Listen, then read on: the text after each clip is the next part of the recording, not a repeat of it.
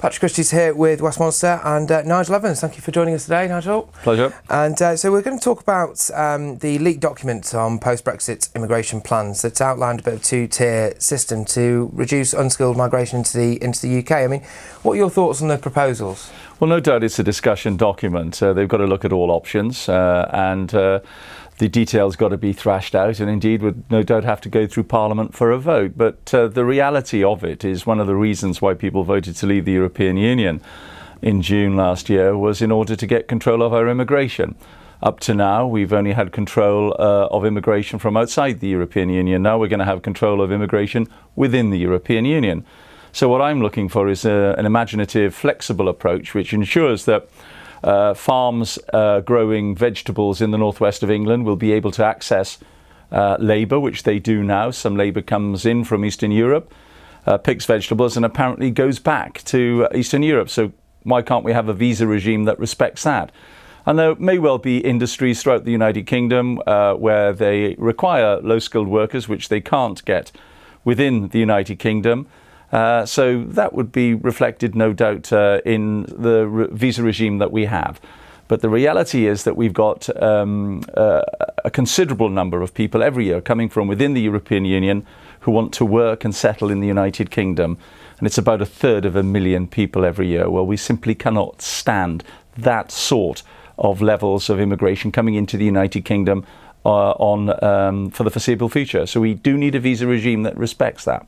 Do you think that the unskilled migration from the EU has had a positive or negative impact here, really, in terms of, you know, has it put a lot of pressure on services? Is it put pressure on things like the education system or the healthcare, or is that why you would like to see a reduction mainly, really? Well, it's just the numbers are unsustainable. The demand for extra housing, if you're going to have 1/3 coming in net every year, over a period of 10 years, that is a lot of people.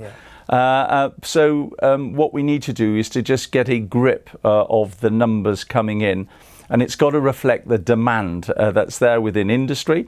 It's got to also ensure that people from within the United Kingdom have first dibs on the jobs that are going to be available. And of course, everybody talks about low-skilled workers. Of course, there are high-skilled workers as well that we will need. And instead of the 27 countries which will remain in the European Union having first call on those jobs, we will now be able to go to the rest of the world, and that's, I think, vitally important for us. Fantastic. So moving on slightly on from immigration now onto the EU itself. There's been a report today of the Conservative European Research Group that suggested that actually it's the EU that owes us 9.3 billion and not the other way round. I mean, what are your thoughts on that in terms of, you know, Brexit, some kind of Brexit payment or divorce bill? Yeah, so the analogy of a divorce is always used, and we know that in divorces people look at the assets, and as far as we're concerned, there are a lot of assets out there which will contain also the buildings within Brussels and Luxembourg and throughout the whole of the world, thanks to the external relations, otherwise known as the European Union Foreign Office. We've got buildings all over the world, and we've got a stake in all of those. And therefore, I believe that the obligation for us is to start to look at the assets that we have in the European Union and to put those forward as part of the negotiation. What the EU have got to do is put our obligations towards us. We need to know exactly what they are. And people will be overjoyed to learn that we will have obligations on the pensions of people like Neil Kinnock and Peter Mandelson for the duration of their lives. So, all right, we have to accept the fact that we have an obligation there.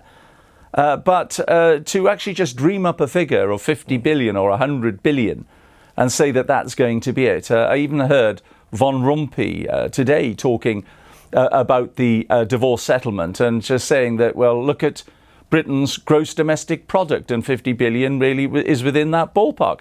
Well, no, it's not. The GDP of the United Kingdom has absolutely nothing to do with any settlement that comes from the United Kingdom to the European Union. I want to make absolutely certain and clear that people voted to leave the European Union to save money, not to throw it at Brussels.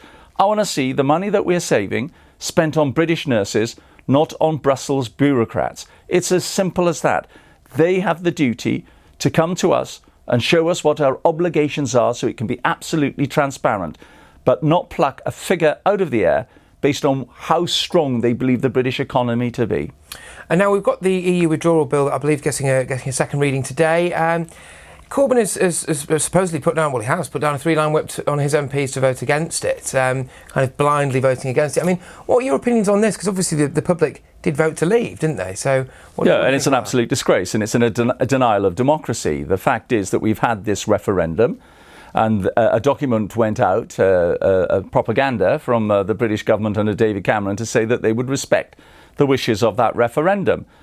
And I think what Jeremy Corbyn needs to do is listen a little bit more to his voters in the north of England and a little bit less to Keir Starmer and a few others within his own party who all voted to, those in his party voting to remain, but of course those in the heartlands of the northwest and the northeast who voted to leave. In my own county of Lancashire, which contains a number of Labour seats, every single constituency voted to leave the European Union. Now, Jeremy Corbyn can completely deny what they have decided to do, but that would be a denial of democracy. And I just think what he's done is put a great shot in the arm of UKIP throughout the country, where we thought they were on their last legs. And now people who voted Labour and also voted Leave are going to look at Jeremy Corbyn and think, my goodness me, what's he doing? He's not listening to us again. And the reason why they voted Leave is because they thought that the British government and the European Union weren't listening to them. And it looks to me as if they're still not listening to them. And they'll pay a heavy price. I was just to touch on that lastly, is what price they will pay, because really the free movement of Labour has maybe undermined, you could argue, some of Labour's core vote, the working class. It's maybe saturated certainly the lower end of the Labour market, you could argue. Obviously now he's certainly backtracked on his Brexit proposals. I mean, what do you think the end game is here for Corbyn? It seems to me as if they want to say, yes, we're leaving the European Union, but in all other respects, which is as far as immigration, we'll have no control over that.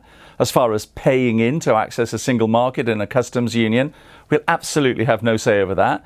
And it'll all be justiciable by the European courts.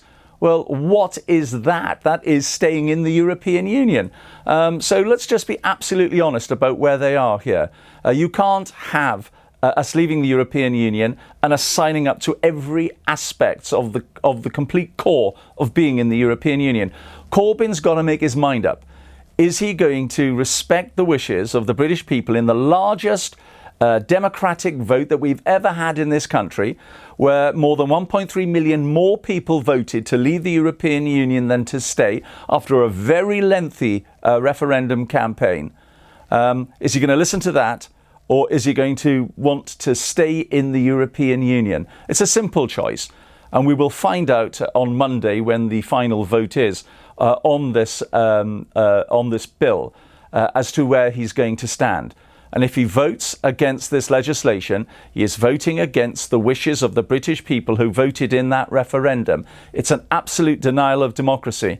And Jeremy Corbyn and the Labour Party will pay a very heavy price at the ballot box at the next election. Nigel Evans, thank you very much.